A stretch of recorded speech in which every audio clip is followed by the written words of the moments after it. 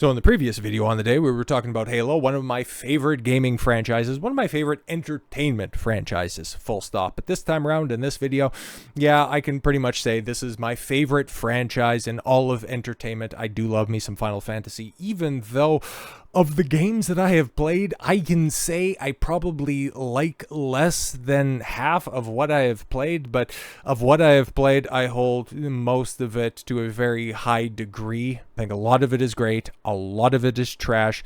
My most recent endeavor involves this man right here, who we are listening to an interview of from the past and from the present, and honestly, the further he is away from the creative desk, the better, because Yoshi-P, man, he might have done some great things for, 14, okay? I've got to go back, and I'm not entirely sure what I'm going to be doing in regards to Final Fantasy, but it's either going to be 4, 12, or 15. 15, I know that he had some hand in trying to, craft that project, but I didn't like 15 the first time that I played through it, and playing through 16, that is one of my least enjoyable gaming experiences ever. I hate the combat, the characters are garbage, the plot is even more bungled than 13. The one thing that I can say is good about it ends up being a non-factor a third of the way through the game. It's a bad game, full and all the way through. It is devoid of content. The side quests are absolutely abysmal. All of your additional stuff over the top is just more of the same slop that you don't want to experience to begin with. And yeah, for completion's sake, I'm getting the platinum. I probably will over the weekend, platinum or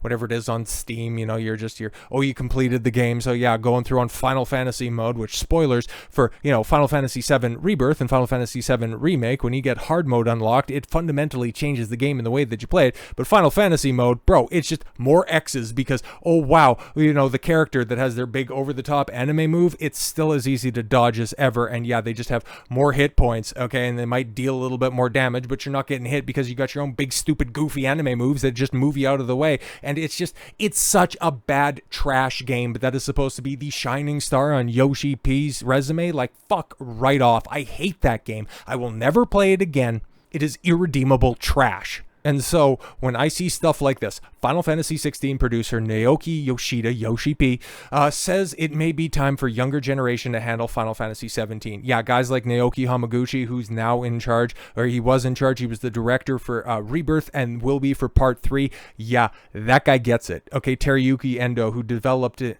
the battle mechanics, okay? That amazing battle system that Rebirth has. Yeah, hand it over to those guys, because you clearly ain't got it. Okay, because if 16, because what I'm hearing the comparisons are, it's quite analogous to 14. There's a reason why I don't play any of those fucking MMO games. It's just go here, press square, or whatever the equivalent is, just click with your fucking mouse, because I don't play any of that garbage slop crap, because I'm not just looking for a time sink. I play Final Fantasy because, yeah, I want a big, sprawling, epic storyline. I want cool, interesting, fun, endearing characters. I got nothing. I got a cardboard cutout with an edgy fucking haircut and a stupid love interest who is just, hi, I am generic anime waifu. I am so glad that I met you once before. It is so sad that our destinies will no longer intertwine. I will cry at Moon at the end. And then, oh my god, just the post-credit scene at the end of this game was so... Oh, I hate it. I hate it so much. I despise 16 with every fiber of my being.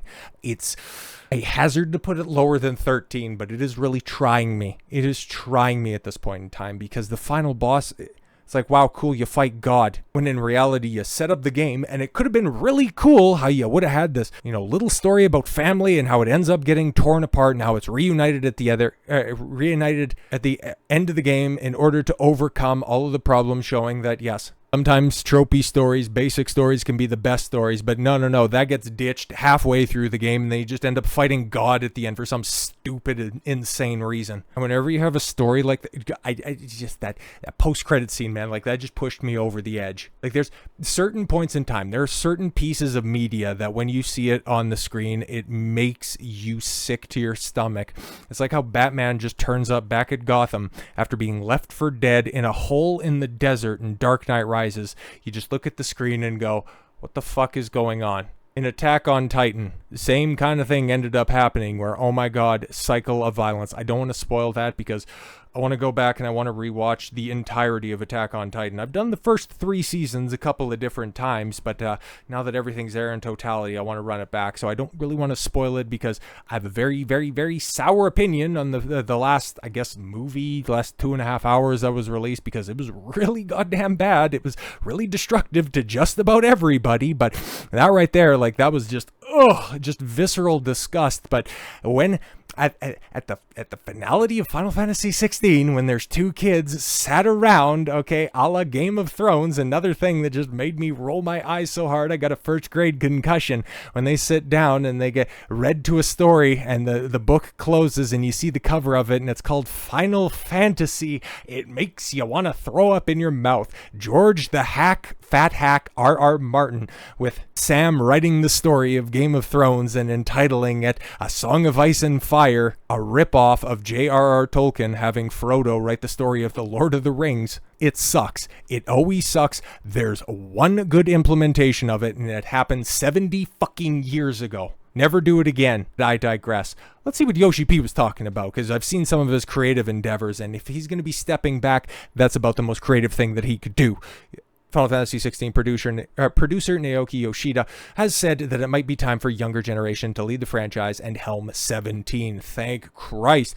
Speaking at the Academy of Interactive Arts and Sciences, part of the interview with Sony's Shueisha Yoshida, the departed Sony CEO, Yoshi-P, made clear publisher Square Enix hasn't made any decision regarding the next mainline game director, but did imply it won't be him. Thank the fucking Lord. For the moment, I'll just say that nothing's been decided yet. That said, if I had something to say about it, I've had a chance to work on 2 of these, 14 and 16, so maybe it's time for someone new, you know. Yeah, because 16 was just more grindy slop that you could get in any of these fucking time sync MMOs. I digress.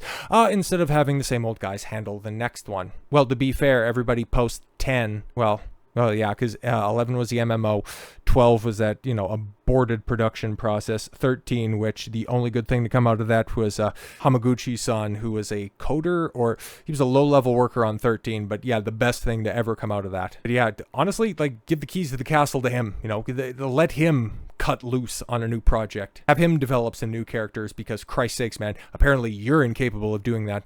I think in some ways it would be good to look at the future and bring in a younger generation with more youthful sensibilities to make a new Final Fantasy with challenges that suit today's world. No, okay, again, I don't want to hear any input from this fucking dork, because he was really bad at his job, and if whoever's taken over for 17 is in fact properly and earnestly looking at the success of Clair Obscur Expedition 33, which is very much influenced by early Final Fantasy, great Final Fantasy games, then yeah, if 17 is going to be turn-based, I think that that's a step in the right direction. Now, I'm not one of these freaks that thinks automatically, action game, that's not Final Fantasy. I need more Tifa. She needs to have her titties out. That's what makes a good Final Fantasy game. Now, bro, 9's like my it's right up there. Oh, hell, I can go to my second favorite Final Fantasy game. I can go to 6. Is Terra working a pole throughout that entire game? Okay. What is Celis doing? Is she a Magitech Knight, and does she spotlight as a webcam girl on weekends?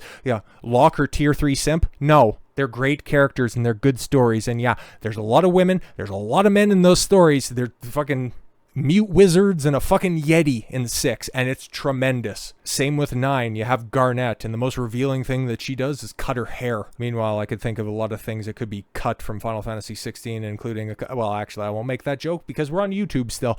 But no, if you are actually looking at making it a turn-based game, that's kind of letting you know, it's like, okay, maybe listen to the fans, listen to what they want, but then also listen to a bunch of the other critiques and listen to a bunch of the other opinions of the fans that are out there.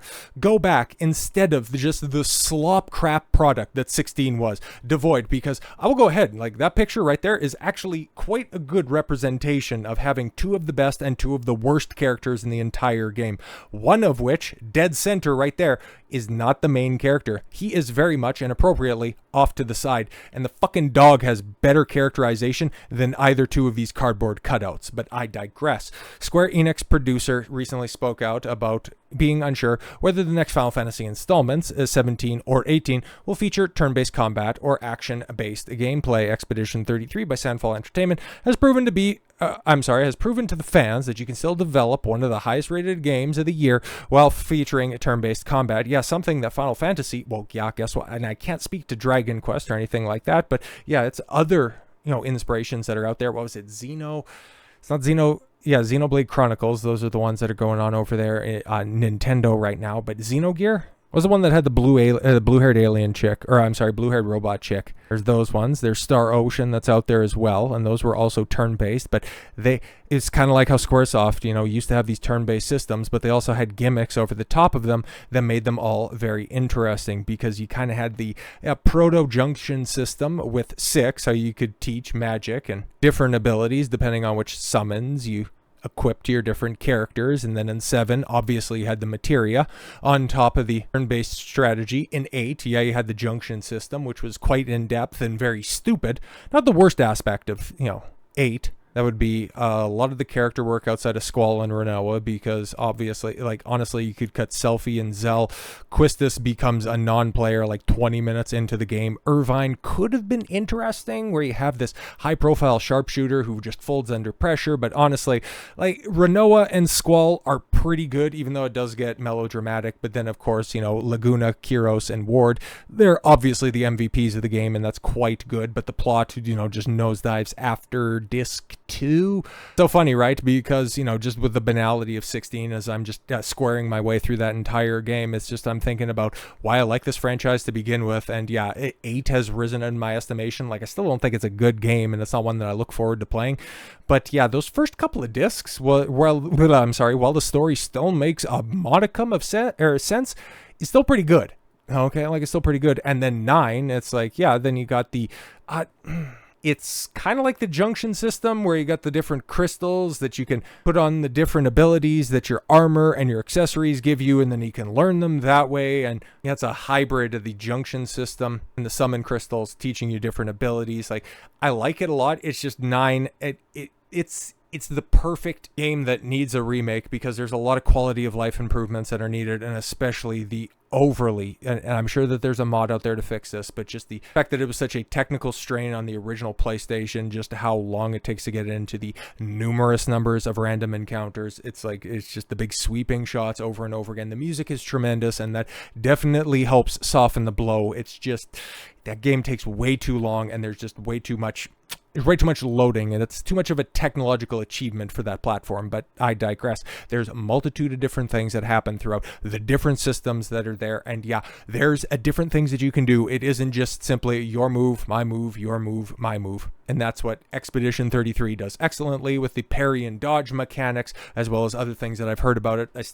I want to play that game towards the end of the year. It's just I'm on a Final Fantasy kick right now, and it's I need something great to wash my mouth out of just that 16 failure. I hate that game. Looking at its success, one of Square Enix investors recently mentioned that they would like the new Dragon Quest and Final Fantasy games to be turn-based. However, a longtime producer of the series doesn't have a clear-cut answer for it right now. And who are we talking about? Well, during an interview with Anime News Network, a Final Fantasy producer, the one who's not working on any of those projects, I wonder why, Naoki Yoshida, was asked whether the next mainline Final Fantasy game will be drawing inspiration from Clair Obscur Expedition 33. Yoshida explained that with turn-based versus action, it tends to isolate the gameplay to just the battle system. Bro, you're brain dead. Look at what... Oh, God, I really don't like this guy. He had a good reputation prior to me engaging with his work, okay? There are turn-based mechanics in the remake trilogy, in Final Fantasy VII Remake and in Rebirth, and it has way more mechanics than any of the fucking slop that you put out. It is an excellent hybrid of both action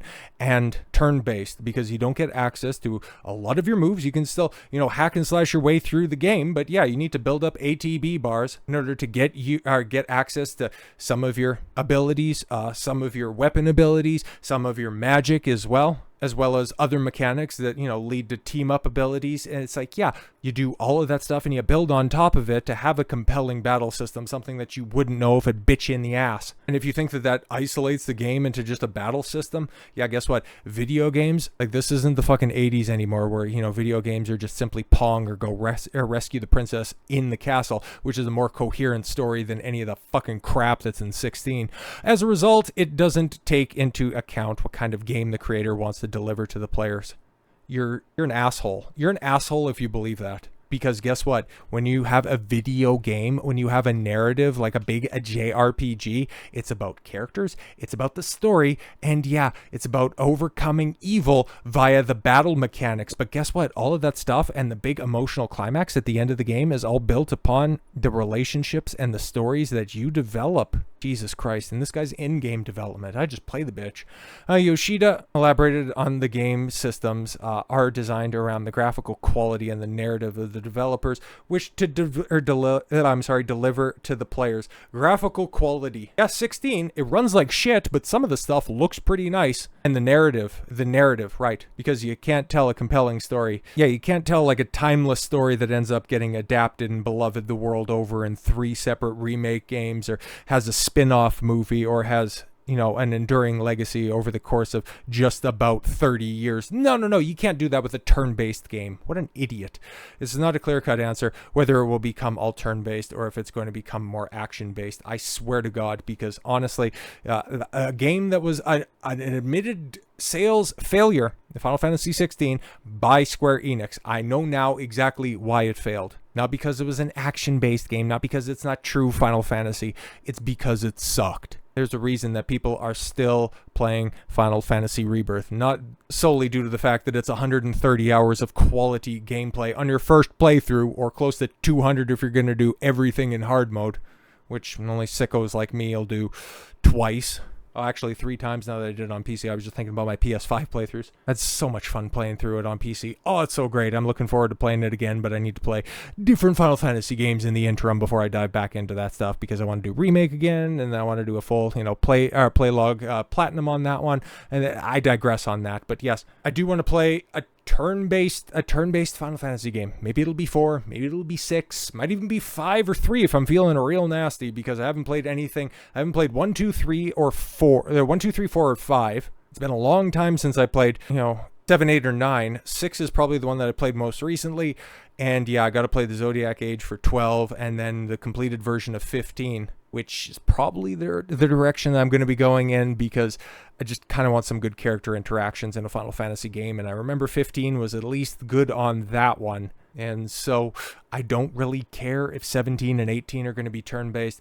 I just want Final Fantasy to return back to its former glory, and it's really as simple as making good characters, telling a good story. You can get in all of your old, you know, callbacks. You can have your big crystals. You can have your chocobos. You can have your Moogles. You can have all of your set dressing, and that's all wonderful and fantastic. And to various different degrees, its different interpretations have been better or for worse. Oh, that's one thing I can say about 16. I like the Moogle and I like the chocobo designs. It's purely superficial praise for that game. That's about it. But yes, as Clair Obscur Expedition 33 detailed, you can make a successful turn-based game, but there's a reason that months after that game's release, people are still talking about it.